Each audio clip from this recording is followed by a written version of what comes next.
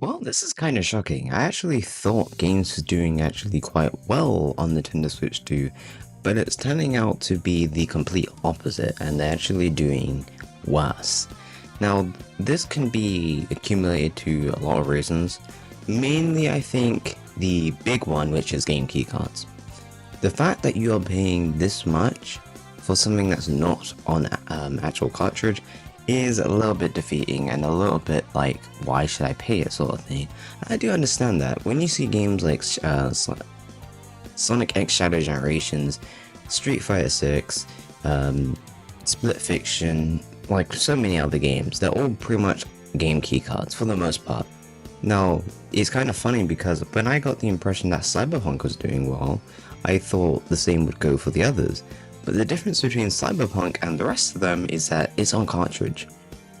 Cyberpunk is on cartridge, and I think that's the important part, is that cartridge is, well, again, it's cartridge, it's physical media. What do you expect? It should be something you just pop in and it works. You don't have to do anything crazy or wait for a download. It shouldn't be like that at all.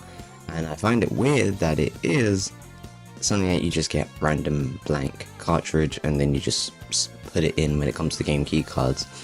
And I think that's one aspect on why this thing isn't really doing well. The second reason, the obvious reason, is that these are just re-releases of old games.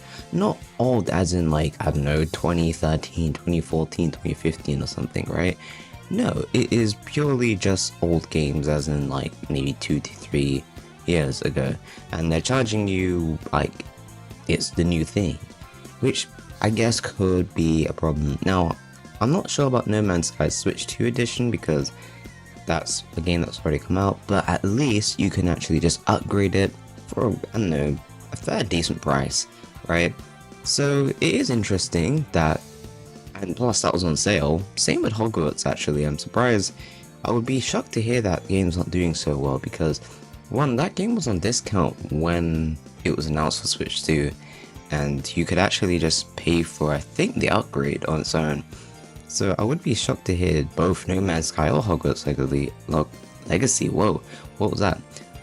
To not do well at all. It's just really jarring. I don't get why that is the case, if that, does happen, but it would be shocking to hear. But for the most part, yeah, that is something that I feel like a lot of developers kind of need to get through their heads, is that these games are old and you're charging full price for them.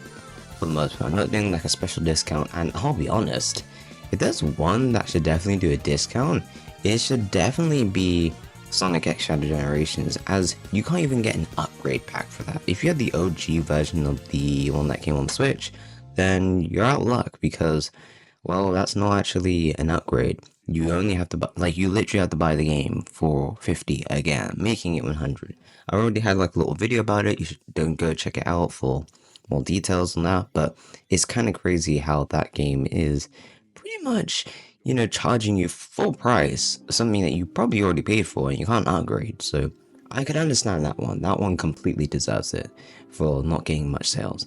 But I will be honest, it is really shocking to hear that all these games are not doing so well. But I do find it weird because Street Fighter 6, I remember doing kind of okay. Like, I guess it wasn't selling at nearly as enough units as you probably thought of, but I'm pretty sure it sold like at least 1 million units. Am I wrong? Because I know they literally just celebrated how they just got 5 million, obviously in total, from their first release set in 2024, or January 2024, it was said that it was 3 million that it sold.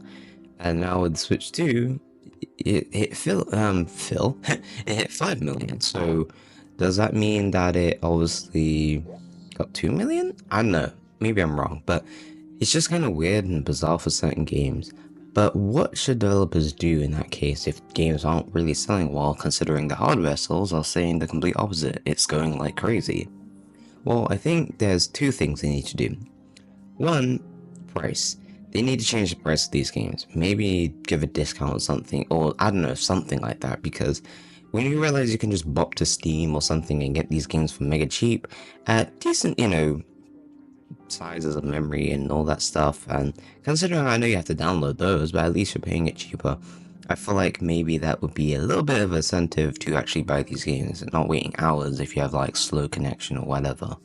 So I think that's one thing, changing the price or maybe giving a discount of some kind would definitely help propel these games a lot more on Switch 2, because it is crazy that you can't get big sales on these games considering that it's the Switch 2. I mean, it is kind of shocking, but you have obviously prices being an issue. I think the second thing is game key cards. I'll be honest, if I was them, invest in definitely trying to get a cartridge. I'm not saying that's easy because the only file size apparently is still 64 gig, which, yeah, is a lot, especially if your game is like 24 gig or even 12 gig, right? It doesn't make sense. Or just simply don't sell the game, probably maybe just through game key cards, and just make it only a digital. I don't know if you can. Can you actually just make it so you could just sell in an eShop and not worry about game key cards? I don't know. But if that's the case, maybe do something like that, because it just feels so pointless to have a game key card version of it. But yeah, sell on cartridge, or just maybe sell it through the eShop. Mainly cartridge, because obviously it's, incentivized for a lot of collectors to get it. So again, I feel like maybe that could be an option, because at the end of the day, that is the problem when it comes to all of this, is that collectors are complaining a lot that these games are not on cartridge, which makes sense. Again, it's physical media, so why wouldn't it be on the cartridge? So I think if they change these two things, maybe, just maybe, we can get better sales for some of these games, because I really do feel like some of these games would do really well.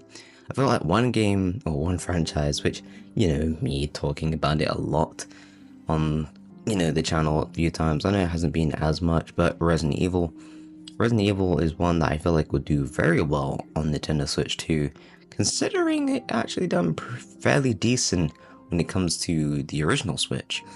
And I feel like with the remakes and stuff like that would definitely do very well if handled correctly, like price, as well as it being on the cartridge. I feel like they need to make sure, like Capcom, please, if you do this, I feel like you will definitely get more sales when it comes to RE and other games of the sorts. Same when it comes to Devil May Cry.